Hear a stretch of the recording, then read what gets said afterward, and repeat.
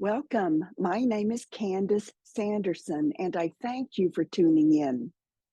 In my online group of Monroe Institute fans, Dan recently asked a couple of questions. One is whether we notice a separation of memory from the observer awareness. The other question is about liminal spaces, such as hypnagogic images that we often see when we cross that threshold between wakefulness and sleep. We experience these every day, but Dan asks if we've actually explored these transitions. For me and how I perceive the world, both of these questions relate to the observer state. I realize that my definition of the witness or the observer might be different from yours.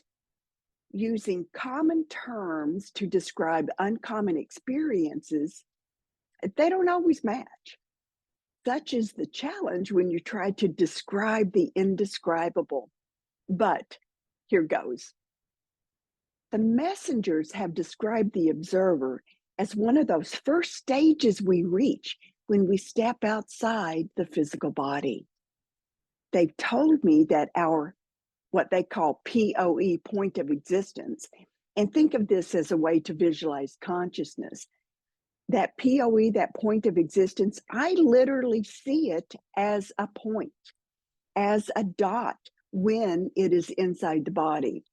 And it's often tucked so deep within the physical body that many of us think that we are our physical bodies. And why not? Our awareness is in this isolated particle state. It's so easy to be in the me world. My thumb hurts. My stomach is growling. My hair needs to be cut. It's that me world, that my universe that many of us live with day in and day out. As we begin to expand our awareness, our point of existence, we move from that isolated particle into a field, a wave state of awareness where our perceptions change. Our views are no longer solely egocentric. We have a larger view. Even when describing things within our bodies, you notice that the language changes. My messenger asks, "What's going on with your foot? Why does it hurt when you walk on it?" It's no longer my foot hurts, but the perception is clearly outside of you. This is the observer, the witness. This is an aspect of you that accompanies you each day. Mine gives me a running commentary. If I trip while I'm out for a walk, she looks around and she lets me know who saw me. She often tells me I'm a klutz, but in a funny sort of way. She's the first to inform me if my choice of clothing is not to her liking. I love it when I hear her comments in my head. Why? Because that means my awareness is stepping outside of the physical. I am moving into that field of energy that surrounds me. Once I become aware of my observer, I realize I am in a transitional state. Then I can use this as a tool. If my witness is petty and critical, I can gently move her aside and then launch my awareness, my point of existence, farther into that expansive realm of the field. She stays behind, becoming the gatekeeper. She becomes that bridge between the 3D and the 5D. And I'm thankful for her. I never get lost in the 5D. She's there to bring me back. Quite often, I hear people say, especially if they're new to this, "What if I get lost out there?" You won't. Just wiggle your toe or your fingers and you'll return to your body. But your observer keeps a close eye on you too. From this observer aspect, I can address Dan's first question about whether we notice that separation of memory from the observer awareness. Again, using words that others may translate differently than I do. Let me share what my messengers report. Memories are byproducts of humans. As humans expand beyond the physical, that memory becomes an opportunity for growth. It is perceived from a broader perspective, offering multiple layers of lessons as different outcomes arrive within the realms of the what ifs. They see, they know, but will they learn?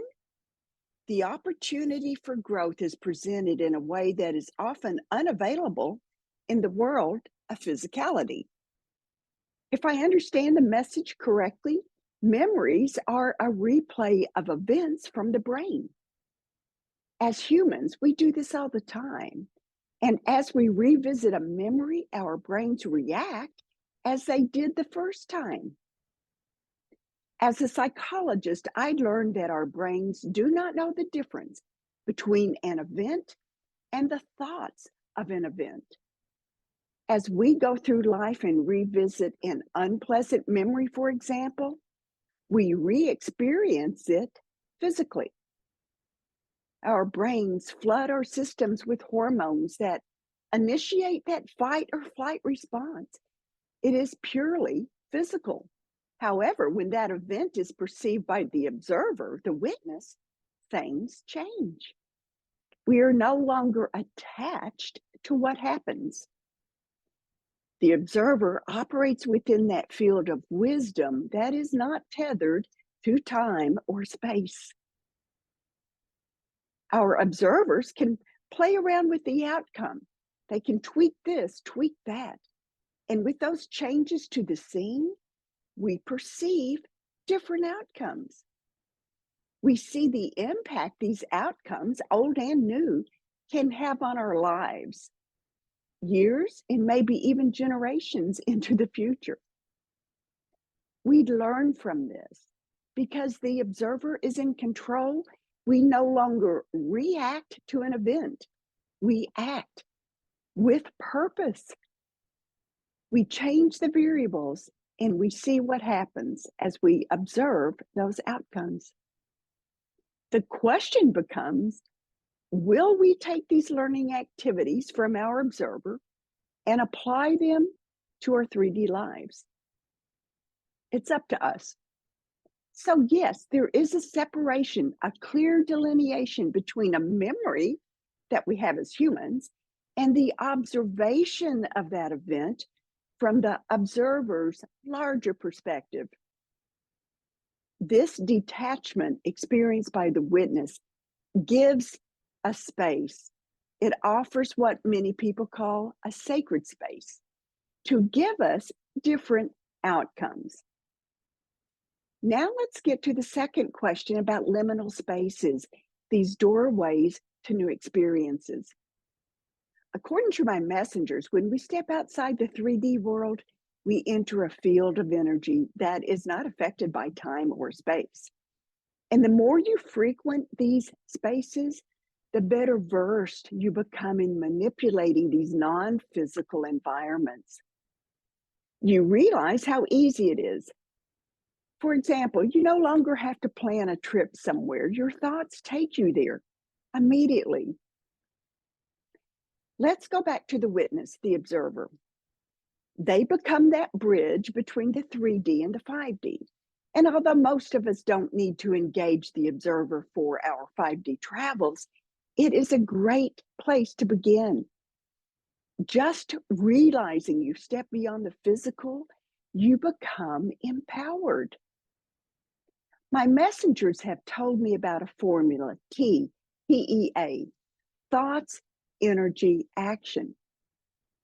It's your thoughts, the T and TEA, that will lead to the outcome, the action.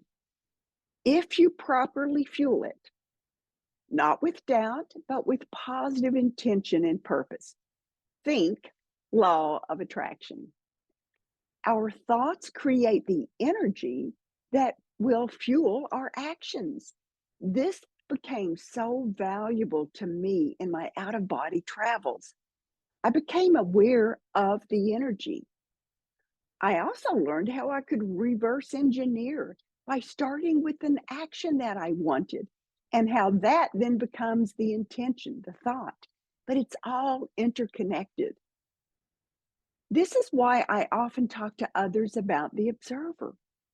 Once you realize the observer occurs outside of the 3D, then you can use it to travel deeper into these sometimes mystical realms. Well, for me, it's the same as with hypnagogic images. When those images occur, it's another indicator that I'm in that transitional state between wakefulness and the 5D. I use that as a launch pad. As soon as they begin, I use my observer to stop them. Just like with streaming a movie, you can hit the pause button. So now, when I find myself spontaneously in these liminal spaces, I literally use them for what they are, a doorway into the 5D. Of course, we can use Monroe's focus levels to help us get there, but I'd love it when these doorways spontaneously materialize as we transition between sleep and wakefulness. We can open those doors and slip between the worlds, like noticing the observer. When we become aware of the hypnagogic images, why not use them as a tool? Thoughts, energy, action. My messengers have shared with me a ton of tools. Remember that Kevin Costner movie a long time ago, A Field of Dreams? Build it and they will come. It's your thoughts, the T and TEA, that will lead to the outcomes, the action, if you properly fuel them. I remember years ago, and I wrote about this in one of my books, the messengers gave me homework. I had to come up with 5 different ways to block negative energies. It was a lesson on learning protections, as well as giving me permission to simply play and use my imagination. You see, at that time, I really did not know that thoughts became things. In one of my homework exercises, I imagined myself as a molecule with all these receptors. To block incoming energy, all I would do is shut off the receptors, and that would prevent anything from entering unless I allowed them to. By the time I got to my 5th example, I was getting the picture. Anything that I imagined would work, from building a bubble around me to becoming invisible, all these thoughts served the purpose. That's how it is in the non-physical realms. Your thoughts produce actions, period. Think about it, and it will manifest. So the next time you notice you're at the doorway to another dimension, in your mind's eye, haul out your camera or your phone and hit pause. The image will freeze. The rest is up to you. Do you turn around? Do you find the door? Perhaps it's hidden behind that wall of swirling mist. Ask that mist to lift. Or better yet, step into the picture and walk through the images. Feel the coolness of the textures on your skin. Breathe in the colors. Sink into that beauty that surrounds you. Step through that doorway and into a dimension that is beautiful, that is strange, yet so amazingly familiar. Use these liminal spaces to launch you into an out-of-body travel that has the potential to change your life.